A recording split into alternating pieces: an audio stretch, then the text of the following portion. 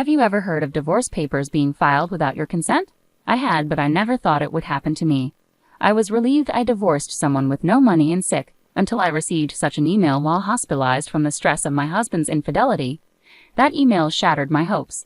As soon as I was discharged, I took what I had in hand and went straight to the bank, determined to make my former husband, an elite bank employee, pay for his betrayal.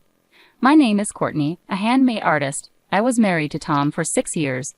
We met as colleagues at the bank and were happy together, but things changed in the last 6 months. Tom started coming home late and became glued to his phone. He used to talk inside the house, but then he began going out to his car for calls. Suspecting an affair, I hired a detective agency after much deliberation. It cost some money, but I thought it was worth it for peace of mind. A month after hiring the agency, I found out about Tom's affair. His lover was Michelle, a teller at the same bank.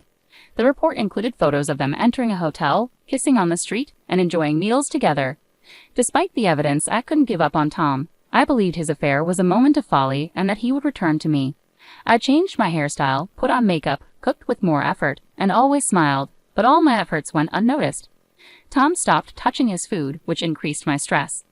I had resolved not to confront him, but seeing him happily leave the house on the phone every day made it impossible to hold back. You seem busy lately, getting a lot of calls. Is work so demanding that you need to handle it even after you come home? Yeah, he replied. You quit the bank to marry me after working there for about 2 years, right? You might not understand, but it's a busy season now. It's easy for you, isn't it? No busy season, no earnings, just a leisurely life as a handmade artist. Tom laughed in a way that mocked me. The Tom I knew would never have said such things about my work or laughed at me like that. He used to praise my pieces and support me through late-night work sessions. You don't have to say it like that. I might not be as busy as you, but I take my work seriously. I'm not living leisurely at all. I don't know how much you're earning, but it's definitely less than me, right? I'm paying half of everything, rent, utilities, living expenses, so you can live. It's tough being a woman with no earning power. You wouldn't survive if I divorced you. What kind of thing is that to say? I make enough to cover my share, but that's not the point right now. Do you want to divorce me? Unable to control myself after hearing the word divorce from Tom, I started crying uncontrollably. Tom sighed, annoyed, and left the living room, telling me not to cry over every little thing. Tom's attitude towards me grew colder. The next day, he completely ignored me, not even meeting my gaze. Despite the situation, I kept wondering how we could return to being the happy couple we once were. The immense stress led to sleepless nights and spontaneous tears. Unable to bear it alone, I met with my high school friend Sophia for advice. Sophia, still single, was a successful career woman. Tearfully, I shared my feelings with her, feelings I couldn't share with anyone else. Tom is completely infatuated with Michelle. He comes home later and later. I don't know what to do anymore. Do you still love your husband, Courtney? Do you want to get back to how things were before? Sophia asked. I honestly expressed my feelings. It's stupid, but I still love him. I don't want to give up, but everything is so hard. Just then, I started coughing violently and bent over. I've had asthma since before, and it had worsened due to the stress from my relationship with Tom. I took out my inhaler, but I was coughing so much that I couldn't inhale at all. The relentless coughing made me suffer unbearably. Unable to remain seated, I collapsed onto the floor. Courtney, are you okay? Please, someone call an ambulance. Sophia called out desperately, but I couldn't respond and lost consciousness. When I woke up, I was in a hospital bed. Courtney, thank goodness you're awake. Are you okay? Can you understand me? When I looked toward the voice, I saw Sophia with tears in her eyes. Attempting to speak cautiously, I managed to utter, thanks, despite coughing. Sophia nodded while crying and immediately pressed the nurse call button. The attending doctor arrived and explained that due to the severity of my asthma symptoms, I would need to be hospitalized for about a week. With nothing prepared for a sudden hospitalization, Sophia bought me a hospital admission set from the shop and filled out the necessary paperwork. I tried to inform my husband about my hospitalization, but couldn't reach him. Sophia tried calling Tom's cell phone, but he didn't answer. Considering contacting my workplace, I hesitated, fearing their reaction. Eventually, Sophia helped me draft an email, which she sent on my behalf. Sophia stayed until the end of visiting hours and then left. I drifted in and out of sleep due to the medication, constantly checking for any messages from Tom. The first message from him came at 1:00 a.m. If you're hospitalized, there's nothing I can do. I'm busy with work, so I won't visit you. Upon reading that email, I felt truly sad, hurt, and miserable. It wasn't just that Tom said he couldn't come because he was busy, but that he wouldn't come at all. This made it clear to me that he no longer had any love for me. I thought I shouldn't cry, but tears came uncontrollably. I didn't reply to the email and just cried until morning. 2 days passed. Tom didn't visit, but Sophia diligently showed up after work. That's great. You look a bit better. Are you able to eat? I brought your favorite novel. Sophia's lively visits and smiles saved me. I can't thank her enough. Thank you, Sophia. I'm feeling quite good today. My cough has settled down a lot. The doctor said he might discharge me in about 2 more days. Sophia was really happy and started planning for us to go out and eat something healthy after my discharge. As Sophia and I were discussing where to go, I received an email notification. The subject line read, "Glad I divorced a broke, sick person." Reading the email from Tom over and over, I couldn't understand its meaning and just froze with my phone in hand, my heart racing and my mind in turmoil. You don't earn much, do you? Falling sick without doing any serious work. Don't make me laugh. Wife lottery, a big failure. So I filed for divorce. Take care. Seeing the follow-up email, I laughed unconsciously. It felt like a farce, getting divorced by Tom while hospitalized for asthma. Tears came along with the laughter, and I found myself crying and laughing at the same time. Seeing me like that, Sophia shook my shoulders in a panic. "Courtney, what happened? Are you okay?" I handed my phone to Sophia, showing her the emails from Tom. As she read the messages, Sophia's face turned red with anger. "Look, Courtney, I know you love your husband, and I didn't want to say anything, but maybe it's time to let go." I understood what Sophia meant. Even though she started crying from the emotion, she managed to put her words together. "Just divorce him, Courtney. You need to take care of yourself, no matter how much you love him. Sorry to be blunt, but you can't be happy with such a shitty man." Sophia looked sorry, knowing it was not her place to meddle in marital affairs, but I smiled back at her. It's okay, really. I knew deep down that it was impossible to continue, but I lacked the courage to divorce. I always looked away, but it's over now. I'll divorce Tom. When Tom brought up divorce, I was afraid of the separation. I still loved Tom and was scared of how others would react to our divorce. But once I made the decision myself, the fear of divorcing somehow disappeared. I think it's because I could finally think clearly enough to say, let's give up. That's the way to go. Let's enjoy being single again together. Yeah, I feel so much better. Thank you, Sophia. Having you here, I'm really grateful. Courtney, you're my precious friend, of course. But wait, how did he manage to file for divorce without your signature? Sophia's anger flared up again. I explained, when we got married, we prepared divorce papers just in case. It was silly, but we agreed to try to talk through anything and overcome any crisis as a couple. Well, that didn't work out, did it? I could laugh about it, but Sophia didn't seem amused. In disbelief, she said, I see, so he just pulled those out, filled in his part, and submitted them. It might not be a forgery, but it's still appalling. I was afraid of being divorced by Tom in such a state, so I had hidden them in the room. He probably found them and submitted them. Now I'm actually glad he did it. I couldn't decide to divorce Tom because I still loved him, but now it's different. As Tom's feelings for me have vanished, so have mine for him. I'm not foolish enough to keep loving someone who does this to me.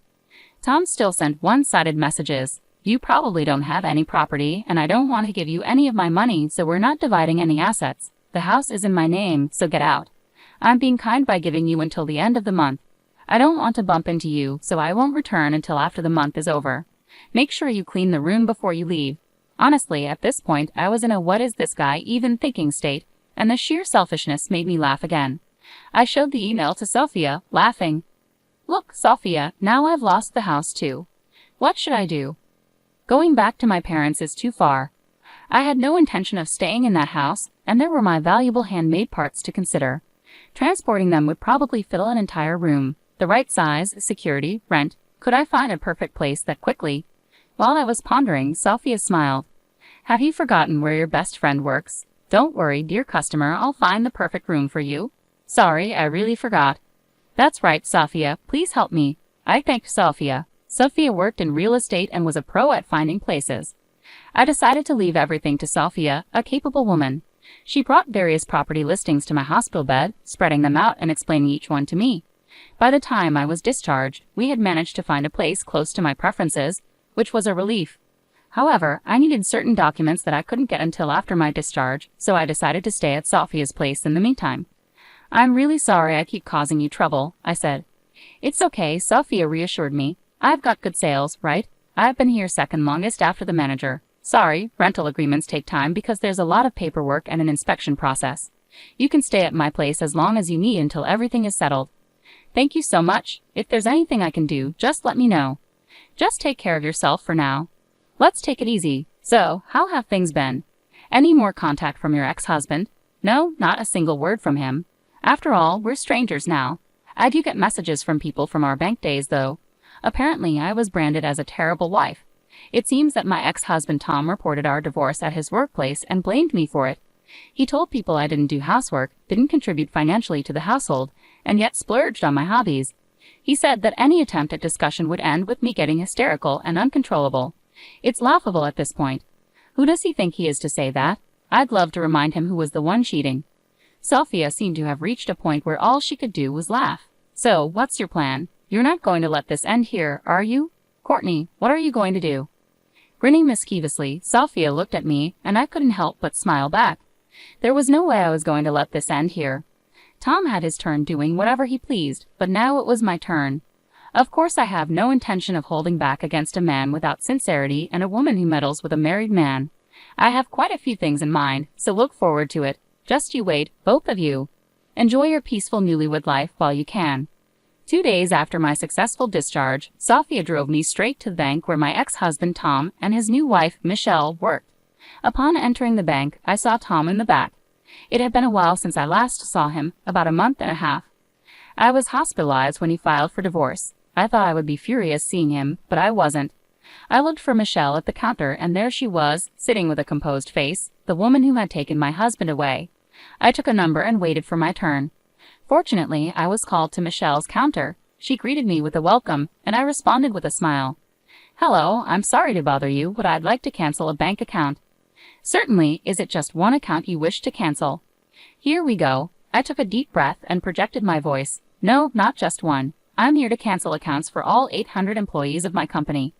The counter buzzed with whispers at my declaration. Tom looked over, shocked at what he saw. He seemed to want to say something, his mouth opening and closing. All 800 accounts. Michelle was flustered at the counter, and I couldn't help but feel a surge of laughter. Canceling 800 salary accounts would be a significant loss for the bank. It's not just about losing deposits. With interest rates being low, banks count on transaction fees and salary transfer fees for their profits. Losing that is a big deal. Yes, all of them. Please proceed. As I handed over the corporate account documents, I made my request. What the hell are you doing, Courtney? Did you just say something about a company? 800 employees? What's that about? Tom approached the counter, causing a stir among the other customers in the bank. Oh, long time no see. How have you been? I said calmly. What do you mean? It's exactly as I said. I've been a company president even when I was married to you. It's a handmade business, as I'm both an artist and a president. I spoke the truth at the counter. You were president. I didn't know that. You never said anything about that when we were married, did you? No, I didn't. You used to mock me for being a failing handmade artist, right? I earn more than you do. I didn't want to hurt your pride, so I kept it to myself. Michelle, who had no idea who I was, looked at me in shock. She whispered softly, wondering if I was really the person she thought I was. Hello, I'm his ex-wife. Please proceed with the cancellation quickly. Tom and Michelle were frozen, not knowing how to react to the unexpected situation. Then I heard a familiar voice. Miss Courtney, it's been a while. You seem well. There stood Mr. Johnson, my boss before. When I married Tom, he was a strict person, and many of my peers found him difficult. But I liked him. He was as strict with himself as he was with others. When I got married to Tom, Mr. Johnson tearfully wished me happiness. Mr. Johnson, it's been too long. You look well, I said, momentarily forgetting why I was there, happy to see Mr. Johnson. Yes, I'm doing well. Tom told me about the divorce, and I've been worried about you. It seems you've been through a lot. How about we talk in the back room while we wait? Of course. These two and I will be there, I said, glancing at Tom and Michelle. Mr. Johnson's gaze was sharp, likely because of my divorce and Tom's remarriage to Michelle. Their faces, which were red a moment ago, turned pale. They seemed to be having a busy day, changing colors like that. I don't mind at all. I'd love to catch up with you, Mr. Johnson. Great. Let's go to the reception room on the 3rd floor. You two, come along, he said. We headed to the 3rd floor where the customer reception room was located. Mr. Johnson opened the door for us, and we entered and took our seats. It's really been a long time, Mr. Johnson. I feel regret for meeting under these circumstances. I spoke honestly, and Mr. Johnson smiled back. No worries. I was surprised by the situation, but I'm glad to see you're doing well. I was shocked to hear about the divorce from him, and even more so about his quick remarriage. Mr. Johnson glanced at Michelle and continued, and I don't believe the divorce was your fault, as he claimed. Wait a minute, Mr. Johnson. Are you implying that we're to blame? Tom interjected. Is that not the case? If I'm wrong, I apologize. But you see, I've known Courtney for several years. She was always organized, the most meticulous when it came to cleaning. And if I recall correctly, she used to bring homemade lunches every day, right? Mr. Johnson's precise recollection of these details made me feel appreciated for my efforts. Not doing housework, not contributing financially to the household, but spending on hobbies and becoming hysterical during discussions. That's what you've been spreading around as the reason for divorce. But Courtney is not like that. Hearing Mr. Johnson defend me so firmly brought tears to my eyes. It felt overwhelming to have someone who understood, but that's the truth. Tom insisted, "You only know her from a work perspective, and you might suspect we had an inappropriate relationship, but that's not true." "Yes, that's right. I never cheated," Michelle added. I just couldn't stand seeing Tom so down after his divorce, and while I was cheering him up, he proposed. Michelle said, tears streaming down her face like a tragic heroine. Their blatant lies in front of Mr. Johnson were infuriating. Ridiculous. I was the one who was hurt. I took a document about the thickness of a notebook from my bag. "Would you like to see this, Mr. Johnson? You two can look as well." "Oh, but perhaps there's no need. You're probably well aware of what's in it." I handed over the investigation report from the detective agency to Mr. Johnson. He took it, smoothly dodging Michelle's attempt to grab it with a scream. "Sit down and be quiet," Mr. Johnson commanded sternly. Michelle shrieked and clung to Tom. "What is this? You said your wife was too stupid to notice anything." "This is not what you told me," Michelle exclaimed. "It's not like that. She really is stupid. I never thought she would do something like this," Tom stammered. "Calling people stupid too much, aren't you?" I was about to retort when Mr. Johnson's furious shout exploded. "The idiots here are you two. Cheating on your wife, Tom, and you, Michelle, getting involved with a married man and playing the victim. You two are the offenders and Courtney is the victim." "Thank you for saying everything I wanted to say. It feels refreshing. But may I add something?" "Of course, say it. I won't stop you," Mr. Johnson replied, his strong support empowering me. He nodded at me vigorously and began reading the report with intense focus, his frown deepening. "You called me stupid, but do you think a stupid person can run a company? It turns out you were the one with the lesser income. How much was your salary again?" $100,000. That's plenty." Tom was so proud of his $100,000 salary, which seemed hilarious to me. Michelle nodded along, seemingly proud as well. "Is that so? Well, it's not bad, but mine is $400,000. I have 800 employees, and it's only our 4th year in business." "The handmade business you look down on. I started a company with my friends. $400,000. $400,000. Tom and Michelle's faces were priceless. The information that the person they underestimated was actually a company president earning $400,000 was too much for them. "Yes, business is booming, so we're planning to hire more staff.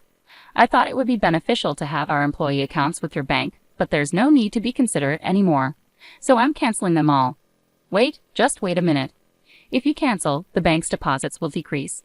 Having salary accounts means potential for housing mortgages and such. It's a big loss for the bank if you cancel," Tom stammered, seemingly forgetting that I used to be a bank employee and that this was basic knowledge for anyone in the field. "Yes, I'm aware. It's basic knowledge for a bank employee, isn't it? Are you underestimating me?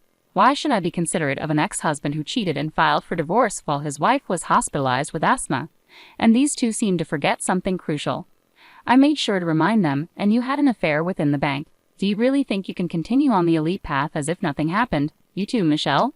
By the time I looked at Michelle, she had already started crying. Tom, looking down in frustration, suddenly prostrated himself. "Please, I'm sorry. Forgive me. It was just a fling, you understand, right? She came on to me strongly, and well, I just went along with it." Michelle screamed at Tom's words. "What do you mean by that? Am I the one to blame? You're the one who said there was no love left for your wife, that things weren't working out." Michelle clung to and shook Tom. The drama unfolding before me was so cheap that I couldn't help but laugh. Ridiculous. Utterly ridiculous. Are you kidding me? What value does such a prostration hold, especially when you have no value to begin with? Mr. Johnson took over, his voice dripping with disdain. "Exactly. Having seen incontrovertible evidence, I'll make sure you are punished accordingly. Your affair has led to the bank suffering the disadvantage of a mass account cancellation. You seem well aware of the disadvantages of account cancellations, so I assume you have no objections to the punishment." As Mr. Johnson posed the question, Tom could only hang his head low while Michelle cried out loud. I wish they would stop playing the victims until the very end. Leaving their fate in Mr. Johnson's hands, I left the room.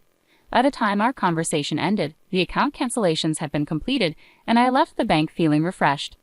Later, Mr. Johnson informed me that both had been dismissed for their misconduct. Their affair had resulted in a significant loss of accounts for the bank, which was deemed to have a substantial negative impact.